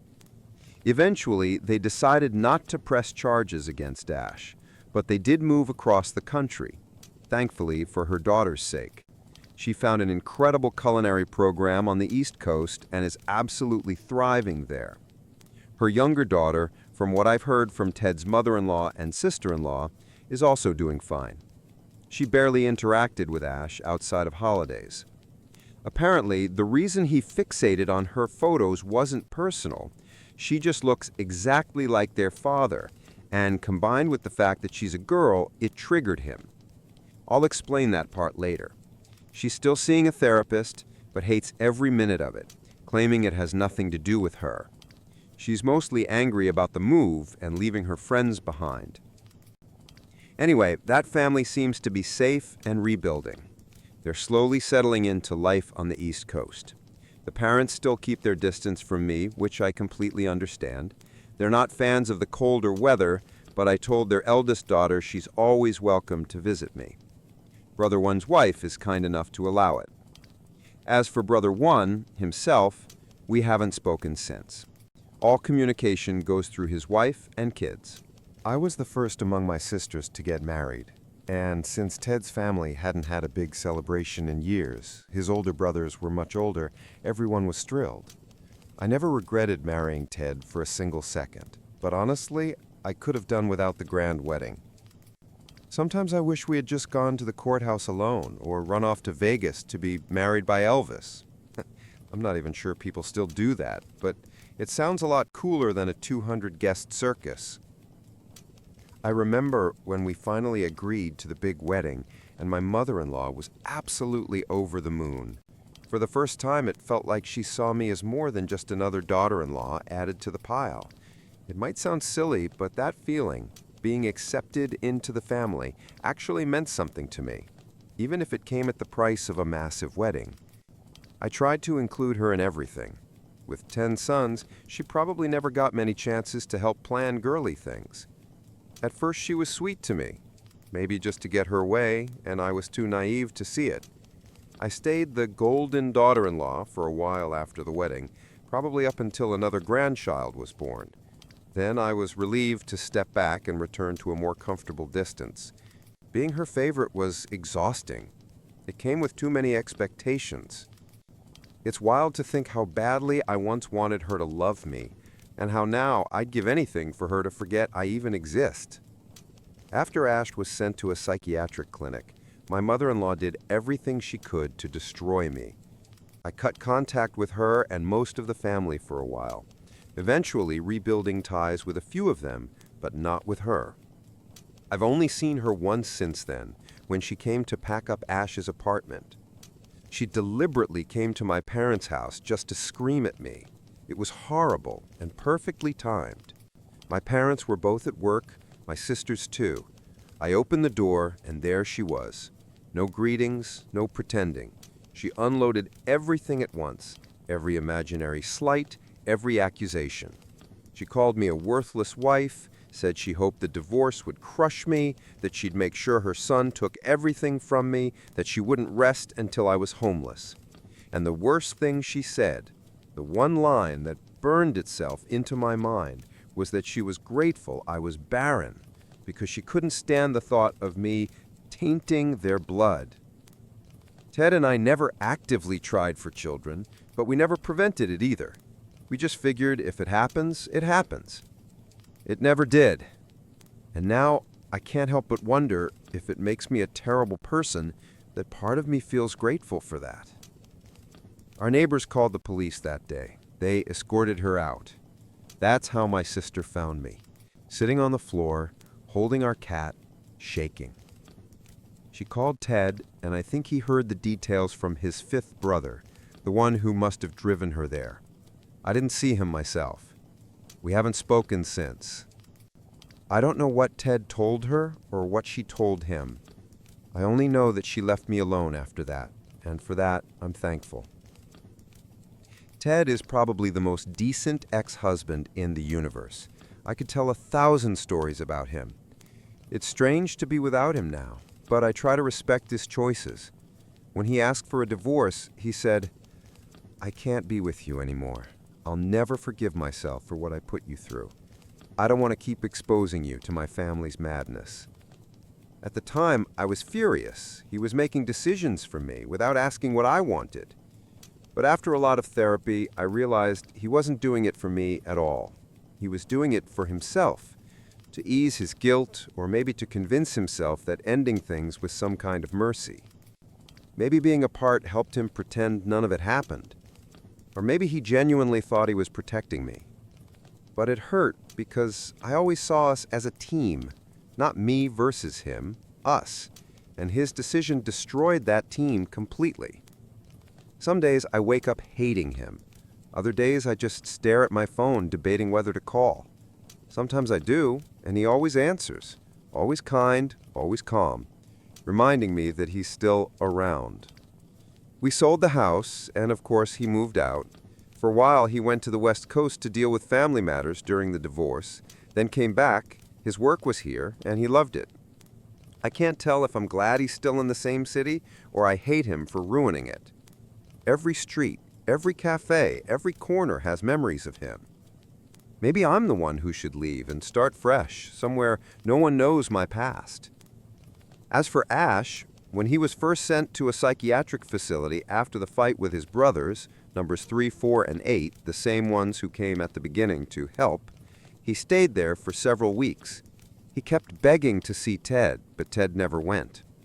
He did, however, send him a letter. At first, I didn't want to know what it said, but later I asked. Ted told me he wrote, "Stop asking for visits, start focusing on yourself and your life, stop putting yourself above your own needs." A few weeks later, brother number 3 arranged for Ash to be transferred to the West Coast. I don't know whether they placed him in another facility or left him under family care. His mother, along with brothers 5 and 7, came to pack his things and move him officially. Afterward, Ash lived with his mother, and brother number 2 was put in charge of making sure he continued treatment, and I'm pretty sure he still does. When Ted went west to deal with family stuff, it was rough for him. He met with some of his brothers, maybe not all, but definitely the ones most involved. According to Ted, brother number 3 shared some insights from Ash's doctors. They said Ash had suffered a psychotic episode and remained in treatment afterward. I never heard the full diagnosis, but Ted said the therapists had gone deep into their childhood, their family dynamics, and especially how Ted's overprotectiveness had fostered an unhealthy attachment. When Ted told me all this, he sounded detached, like he was talking about strangers. Maybe that's how he copes. Many of you asked what could have happened to Ash to make him the way he was. Here's part of it. I won't say which brothers did what. You can fill in those blanks yourself, but yes, most of your guesses were disturbingly close to the truth. Beyond the usual bullying, beatings, humiliation, mockery, there were far worse things. They locked him in closets, stole his clothes, left him outside overnight, blocked all the bathrooms so he'd wet himself. They threatened him with weapons, abandoned him miles from home and made him walk back in any weather. They put him in diapers, tied him up, dragged him around on ATVs, poured water on him and left him freezing. They even sprinkled itching powder in his underwear. It's horrifying, isn't it? I know siblings fight, but this was beyond cruelty. What could he possibly have done to deserve that? It doesn't excuse what Ash later became, but it explains a lot, especially his deep resentment toward women. In his mind, women were weak, useless. His mother hadn't protected him, so how could any woman? And his brothers had kept him isolated from any girl who showed him interest. That's how his twisted attachment to Ted formed. Ted was the only one who ever defended him, and we all know how that ended. Now Ash is somewhere out west. I hope he stays there. I kept 2 pairs of shoes that Ash had ruined with his disgusting golden shower. Everything else I threw away. One pair was the first thing I ever bought with money from my first internship. They symbolized independence to me. Losing my job, my home, my peace, it all felt like those shoes had lost their meaning. But now as I rebuild my life piece by piece, new home, new job, small steps, I look at them differently. I haven't worn them since that day. But maybe someday I will again, when I finally feel whole. Happy holidays, everyone. I don't know what mine will look like this year, but I truly hope yours are filled with light and peace. Update 5. It's been a long time since I last came here. I'll try to keep this one short. Some people messaged me saying my updates were too long or that I took forever to get to the point. If that bothers you, feel free to skip this. My life isn't meant to be your entertainment. I'm only writing because I've received an incredible amount of kindness and support from people asking how I've been and wanting to know what's new. So if this seems too long, stop reading any time. My story won't change your life anyway, except maybe as something to pass the time. The last time I wrote was before the holidays, And honestly, my plans for them were pretty terrible. I swore I wouldn't sit around wallowing in self-pity, but guess how that went? Yeah, exactly that. I just didn't have the strength to celebrate. My family absolutely loves Christmas. The lights, the laughter, the chaos. I didn't want to bring my mood into it, so I told my dad I'd be spending the day with a friend who'd recently lost her husband. She actually went to visit his parents, and I stayed home with my cat watching movies. Ted called me on Christmas Day, and for the first time, I didn't answer with, "Are you proud of me?" I know a lot of people here will be happy about that. So many of you told me to cut all contact completely. But please understand, I couldn't just erase someone who had been my best friend for 10 years. Later, he texted to ask if I was okay. He said he saw some photos of my sister on Facebook and noticed I wasn't in any of them. I should probably ask my sisters to block him. He adores them, and they still care about him too. Before everything went downhill, Ted was honestly a wonderful person. Even now, he's trying his best.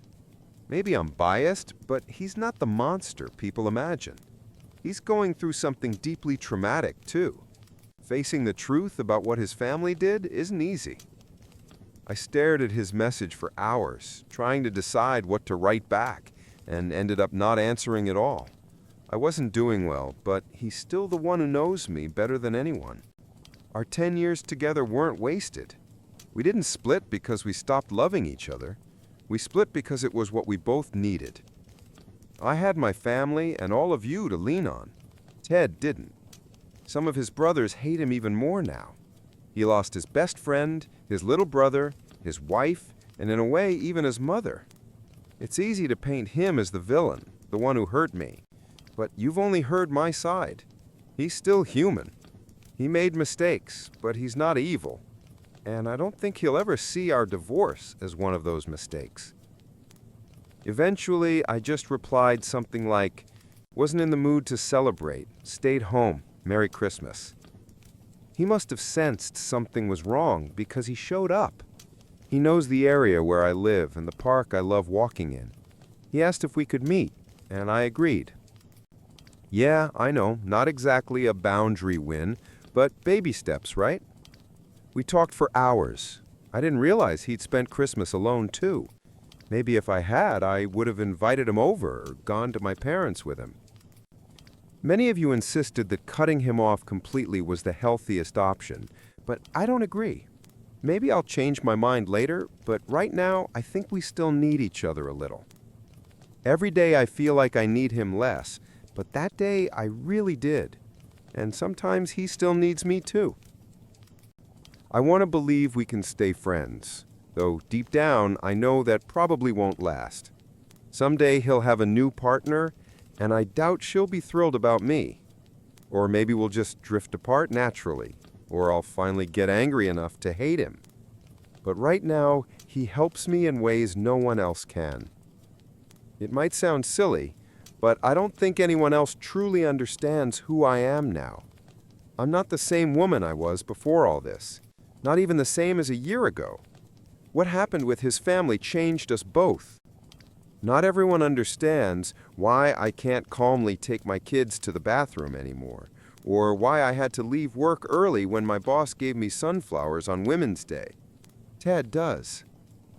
He's barely in contact with his family now, just minimal messages with brother number 4 and brother number 6. So I don't have much to update about Ash or the others. Brother 6 says he's sad Ted is pulled away from him too, since he's also cut off most of the family. But he understands and says he'll be there when Ted's ready. A lot of people told me what I used to call bullying was actually abuse, and they're right. That word matters. For too long, I downplayed it, brushed it off as boys being boys, or that's just how brothers are. I thought it was normal. By minimizing it, I became part of the problem, the same problem that eventually broke everything. If any of us, the wives or I, had known the real extent of what happened in their childhood, so many choices would have been different. Of course, much of the blame lies with my ex-mother-in-law, but I think everyone's learned their lesson now. I'm not ready to date again. I need to learn how to be alone. Ted and I had been together since college. It's been so long that I'm not even sure I remember how to go on a first date anymore. But hey, that's what Google's for. Being alone took some getting used to. I don't even want to call it loneliness. Sometimes it's peaceful. You finish your book and the apartment is quiet. Not in a sad way, just calm. I've learned a lot. I realized how often I relied on others for things I could have done myself. I changed a tire for the first time, terrified because the blowout happened on the highway, but I did it. I learned plants have different needs after killing a few. Now I've got a little basil plant that's thriving. I discovered I actually don't like action movies. Too fast, too loud. I learned how to cook shrimp. Ted couldn't eat them because of his allergy, so I never made them before. Tip: don't forget to remove the vein. There are things I miss without him, though, like having someone to drive me to the ER when I sliced my hand cutting carrots. By the way, hospitals really should have valet service. Or sitting alone at the vet's office when my cat got sick. Or having no one to hold me on the anniversary of my childhood friend's death. Oh, and I absolutely hate mopping floors, but now that's my job. That's about it. I haven't seen Ted since Christmas, but we text occasionally and have had a couple of phone calls. We're learning how to be apart without completely cutting off the support we still give each other. We're both still healing. But now, for the first time, I can honestly say, I see the light. Before, I was just existing day by day. His birthday is coming up soon. I don't think I'll go, but I'll make sure friends check on him so he's not alone. I think this is the right moment for a final update, a quiet ending with a bit of hope for the future. Though, who knows? Maybe one day I'll surprise you with another post titled, "Another Year Later." For now, I can finally say, it's going to be okay. Update 6. Hello, dear readers. How are you all doing? Almost a full year has flown by. We've all grown a little older, and hopefully a little wiser, too. It still amazes me that after all this time, there are people who continue to follow my story, sending kind words and thoughtful messages. For my haters and those who don't enjoy my long monologues, here's your short version. I bought a robot mop, my basil plant died, life seemed to finally get better, my ex-husband tried to hurt himself, and now I'm back living with my parents. Following some advice from commenters, I first bought a steam mop. It helped, sure, but I still had to deal with wet floors, and stepping into damp socks has always been one of my biggest annoyances. Then, following other advice, I got a robot mop. I already had a robot vacuum, but had no idea mopping versions even existed. It's perfect. I love it. I set it up before leaving the house, and when I come back, everything's clean and dry. Best feeling ever. My poor little basil plant didn't make it. Totally my fault. I moved it from the kitchen to get more sunlight, and it just couldn't handle the change. I used the last leaves in a pasta salad. Arugula, cherry tomatoes, mozzarella balls, olive oil, salt, and basil. Simple and delicious. Someone gave me miniature roses afterward. I killed those too within a couple of months and finally accepted that living plants and I are not compatible. Life sucks, and then you die. One of my sisters always loved that saying. She sees it as a reminder not to dwell on the bad because life is short. But to me, right now, it sounds painfully literal. I went on a date recently. A friend introduced me to one of his coworkers. It was awkward. I couldn't tell if I'd always been that socially clumsy, or if first dates are just meant to be weird, or if we simply didn't click. The whole dinner, I had this overwhelming fight or flight feeling. He was nice, though. Maybe dinner was too formal. People probably do coffee dates these days, and that might have been easier. Or maybe I'm just not ready yet. My new job, well, not so new anymore, is wonderful. My boss no longer gives me flowers. I'm not sure if he figured it out himself or someone told him about last year, but when everyone else gets bouquets, I get lamps. Sounds odd, but I love lamps and anything that glows. Over the past year, he's given me a cat-shaped nightlight, a string of fairy lights, and a Himalayan salt lamp. He's a genuinely kind person, and I appreciate his thoughtfulness so much. My coworkers are amazing, and for the first time, I feel like my work actually has meaning. I used to have 2 jobs, one for the soul and one for the bills. Now I have one that gives me both, and that feels almost miraculous. Sometimes I regret wasting so many years in places that drained me. So this feels like a win. I know I'm rambling again. It's just hard to know where to start or what's safe to share. And to be honest, it's a bit unsettling knowing some people are still quietly watching me through this account. I don't really care, but it's a strange feeling, like being observed from afar. Ash was a victim of severe abuse growing up. Everyone was shocked when the truth came out, mostly because he'd always kept up the image of being perfectly fine. Prestigious engineering degree, solid career, a stable life after college. It all started unraveling during the pandemic lockdowns. I've thought about it a lot. Would he have broken down if the pandemic hadn't happened? Or would something else have triggered it? Would someone else have opened that closet full of skeletons? The endless what-ifs are exhausting. I've imagined dozens of alternate realities, some happy, some tragic. I know it's unhealthy to dwell on it, but sometimes I envy those imaginary versions of life where things turned out differently. And no, Ted didn't die, though even typing that feels surreal. He's still here, more or less okay. It took a lot of therapy sessions for me to accept that what happened wasn't my fault. I was just caught in the middle. What Ash became was the result of years of abuse and neglect from his family. Sooner or later, it would have surfaced with or without me. I like to believe someone else might have eventually convinced him to see a real therapist who could have helped him. But we'll never know. The only thing I'm truly grateful for is that the breaking point involved me and not Brother One's daughter. The consequences would have been far more horrific otherwise. After the divorce, I still kept light contact with Brother Six, but after advice from many of you, and from people in my life, I decided to distance myself. A few months later, he reached out asking if I'd heard from Ted. I said no. He told me something serious had happened in the family. No details, and I didn't ask. He said everyone had been trying to reach Ted but couldn't. He was worried and said he was planning to come to town to check on him. Asked me to let him know if Ted contacted me. I knew Ted had been deliberately keeping his family at a distance, including Brother Six, so it didn't surprise me much. Still, Ted would never ignore a genuine family emergency. I texted him that his brother had reached out, trying to find him. He read it, but didn't reply. At that point, we were already pretty distant, just like many of you had advised, so his silence didn't alarm me too much. A couple of weeks later, Brother Six messaged again. He was in town and wanted to meet. I agreed. I'd missed him. I suggested a new restaurant I thought he'd love, but he said just coffee.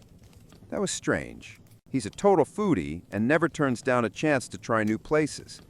But I figured he was short on time and wanted to focus on Ted. We met in my favorite park, and he looked awful. I instinctively stepped back. That gut feeling when you know bad news is coming. I honestly thought he was going to say Ash is back, but instead he looked completely defeated. He told me something else had surfaced in the family. I didn't ask what. I don't care anymore. Sorry to disappoint those hoping for spicy details. I know that's what draws half of you here. Anyway, when he went to Ted's place, he found him in terrible shape.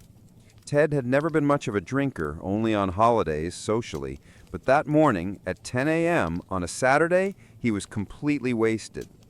His brother stayed with him, sobered him up, and the next day told him about the family matter.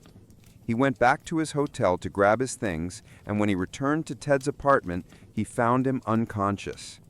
He called an ambulance. Ted was taken to the hospital and stayed there for a while. I don't know if something new had happened or if the weight of the last 2 years finally broke him, but it looked like he'd been living in self-destruction mode for a long time. My therapist said it makes sense, that maybe it even explains why he chose to end our marriage. Maybe I'm just looking for a reason, but knowing Ted, it fits.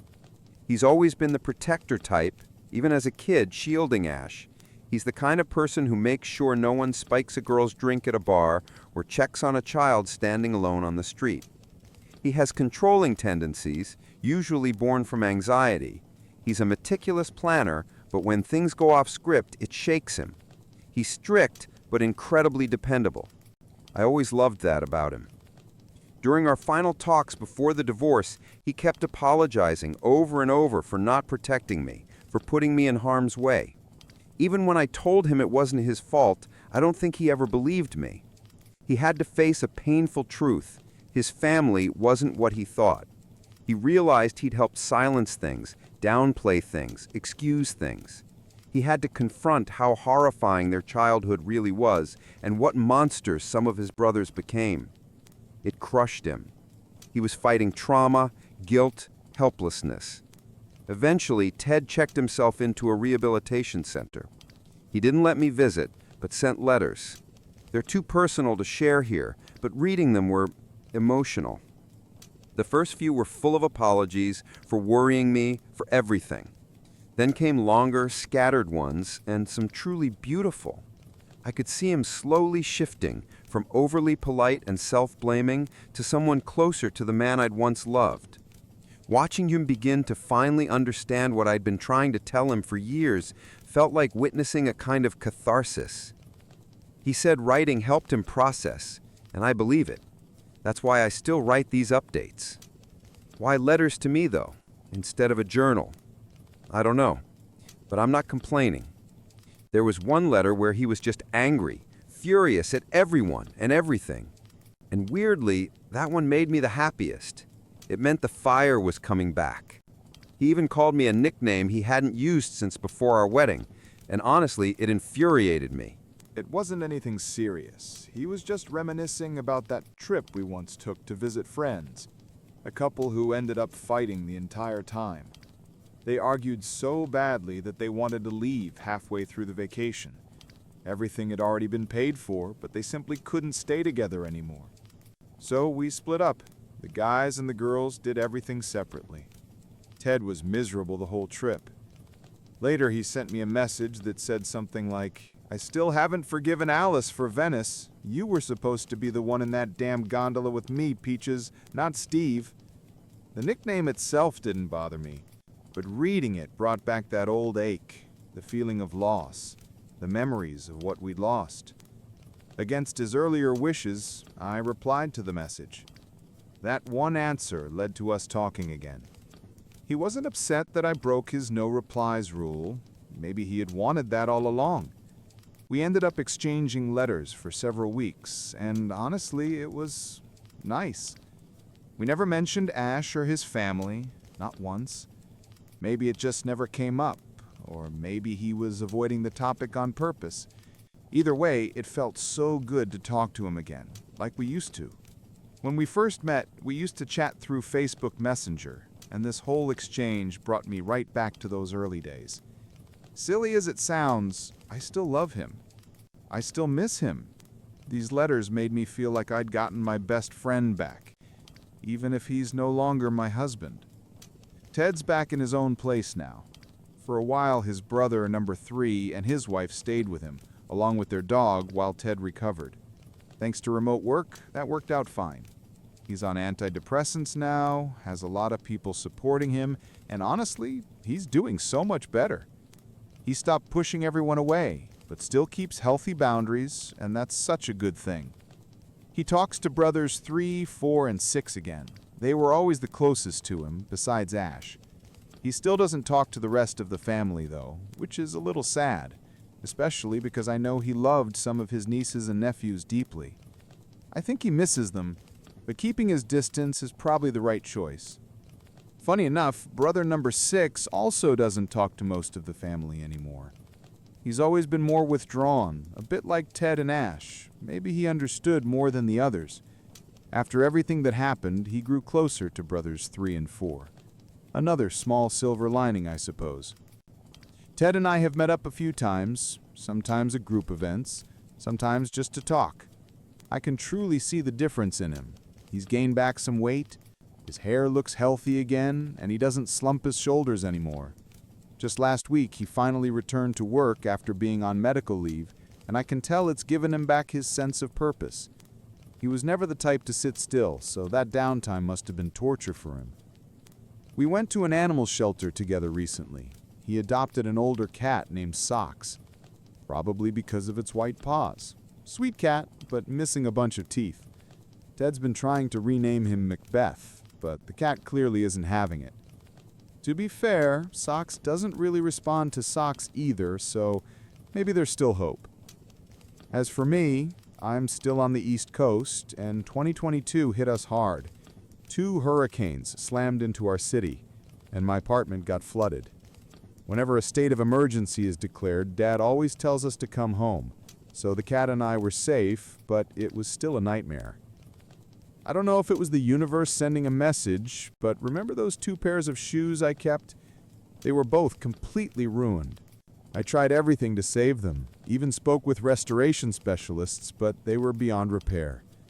And it wasn't just them. Half my belongings had to be thrown away, including so many sentimental things. You guys know how attached I am to shoes, even when they've practically turned into biohazards. My poor apartment took a beating. We had to rip out the floors. Mold had already started growing underneath by the time we could even get inside. Most of my furniture was destroyed. All my electronics, even my poor little robot mop. I did have sandbags, but they didn't help much. Insurance covered some of it, but definitely not everything. Filing those claims was its own special kind of hell. In the end, it made more sense to renovate and sell the apartment. I've always hated moving, but this time it hit me harder than usual. Maybe because I had so little to pack. I filled just a few boxes. Even when I went to college, I took more with me. So yeah, I'm back living with my parents. It's both annoying and comforting. The house feels emptier now. My youngest sister recently left for college, but at least I have the cats. And honestly, cats make great company. Right now, I'm finalizing the purchase of a new condo, in a high-rise this time just to avoid another flood. I'll miss the park near my old place, but the new neighborhood is great. Everything's close by, and I could even bike to work if I ever learn how to ride one. Why can't I? Because Dad was overprotective and convinced we'd all die if we got on a bike as kids. I don't know if it's too late to learn now, but I'm ready to swallow my pride and start with training wheels if I have to. That's where things stand right now. I'm focusing on work and spending more time with my parents. I've planned a trip for March, my first solo trip ever. I'm terrified. Dad used to be the planner, and I have no idea if I'm doing it right. But maybe that's the point, to figure it out myself. I'm even taking language classes for the country I'm visiting, so we'll see how that goes. There's something else I wanted to share, the real reason for this update. Remember how brother number 6 met with me back then to talk about Ted? I was terrified he'd tell me Ash was back. Thankfully, that wasn't the case. But while Ted was still in treatment, a letter arrived at my parents' house. From Ash. For the first time in 2 years, I didn't feel fear. Maybe it's because I'd been exchanging letters with Ted, or maybe I just finally healed a bit. My therapist probably deserves a raise. I even offered, but he laughed and said that's not how therapy works. Anyway, I read the letter. Ash apologized. He admitted to a lot of things he'd done, small acts of aggression, manipulative behavior, things I hadn't even recognized for what they were back then. He didn't try to justify himself, just owned it. He also confessed to a few things I hadn't known about, some of which a few of you actually guessed. The letter was messy, desperate, but I understood why. He apologized for hurting Ted, said he probably understood Ted's pain better than anyone else, that he knew he'd caused irreparable damage and could never be part of Ted's life again. He said that even if he couldn't make amends directly, Maybe acknowledging his mistakes and apologizing to me was his way of honoring Ted indirectly, of trying to atone even a little. One line really stuck with me. "I'm sorry I ruined your marriage, but I don't think I ruined your life. Ted wouldn't have chosen you if you weren't strong." He thanked me for trying, and I really did try in the beginning. I wanted to stay friends with him, but after the incident with the urine, that became impossible. He admitted he'd given up on the idea that anyone but Ted would fight for him, and apologized for never giving me a chance. He said he envied the happiness I brought Ted, a happiness he himself couldn't give, and now regrets that his actions cost Ted that joy. I think writing the letter was his way of easing his guilt, acknowledging what he'd done to his beloved brother, and maybe respecting Ted's boundaries in the only way he knew how. Of course, he didn't respect mine. I never told Ted about the letter, and I don't think I ever will. I told brother number 6, though. He was furious at first, but later calmed down and said it was my choice. He said the letter wouldn't really do any harm, but it wouldn't help either. If I ever do decide to show it to Ted, it should be when he's in a stable place, maybe even in therapy, with professional support. Christmas came again, and this time I spent it with my family. My sisters are amazing. Each gave me a pair of shoes representing milestones in my life, plus one empty box for the pair all buy to mark a new beginning. It was the most thoughtful, emotional gift I've ever received. I cried through most of Christmas morning. On New Year's Eve, I saw Ted again. We were both invited to a mutual friend's party. We didn't plan to spend time together, but somehow kept ending up in the same group, laughing together. When midnight hit, I was sitting toward the back, away from the couples, and he came over, sat next to me, and rested his head on my shoulder. We just sat there in peaceful silence while everyone else celebrated. It felt so good, such a relief, to have my friend back. I still love him. I probably always will. I tried keeping my distance, tried not talking to him, even slept with someone else hoping it'd help me move on, but it didn't. Maybe he's my soulmate and we'll always be drawn back to each other. Or maybe it's just habit, comfort built over so many years. I don't know. But I can't stop loving him. I love the man he used to be. I love the man he is now. And honestly, I'll love whoever he becomes tomorrow and the day after that. I won't give up on him, even if I have to give up on us. I'd rather have him in my life as a friend than lose him completely. I'm always happier when he's around. I deserve to be happy, and he makes me happy. Maybe that's wrong, maybe it's foolish, but it's the truth. Everyone keeps saying that letting go was the right thing, that he did me a favor by ending things. But I miss him. Maybe that makes me stupid, but if it does, I'll gladly be a happy fool. If he ever asks me to step back, I will. But for now, I just want to live in this moment.